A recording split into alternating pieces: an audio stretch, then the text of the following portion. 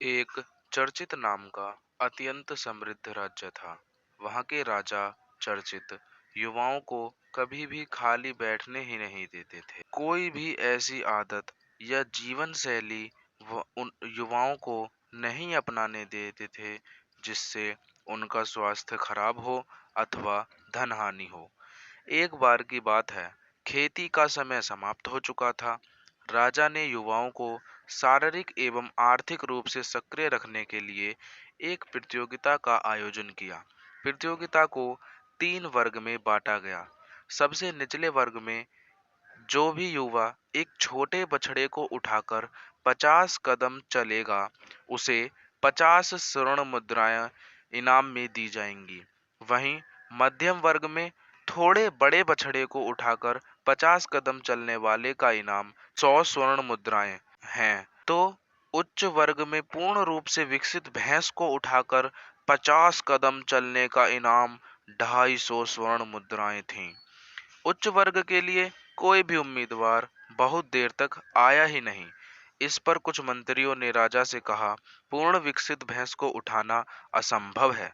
यही विचार विमर्श चल रहा था, तभी एक स्वस्थ मजबूत नौजवान राजा के सामने प्रकट हुआ। उसने राजा से कहा, हे अन्नदाता, यदि मुझे 1 वर्ष का समय दिया जाए तो मैं पूर्ण विकसित भैंस को उठाकर 50 कदम चलकर आपको दिखा सकता हूँ।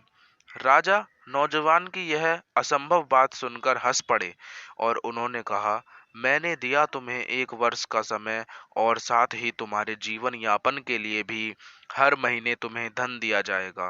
परंतु यदि 1 वर्ष बाद तुम भैंस को उठाने में असक्षम रहे, तब किस दंड के भागी बनोगे? इस पर नौजवान ने कहा, हे अन्नदाता, यदि मैं असफल हुआ तो मैं 1 वर्ष तक आपका दास बनकर रहूंगा। राजा ने नौजवान की बात मान ली। 1 वर्ष बाद फिर से यही समय आया। नौजवान राजा के सामने आया। नौजवान को देखने के लिए राज्य में दूर दूर से लोग आए थे। सब देखना चाहते थे कि नौजवान पूर्ण विकसित भैंस को उठाकर 50 कदम चलता है या राजा का दास बनता है। देखते ही देखते नौजवान ने पूर्ण विकसित भैंस को अपने कंधे पर उठा लिया और 50 कदम चलकर पुनः भैंस को जमीन पर रख दिया। यह देखकर हर कोई अचंभित था। राजा ने खड़े होकर नौजवान को प्रोत्साहित किया, उसके लिए तालियां बजाईं और इनाम स्वरूप उसे 250 स्वर्ण मुद्राएं भी दी। फिर राजा ने नौजवान से पूछा, पुत्र, इस असीम शक्ति का स्रोत तो बताओ।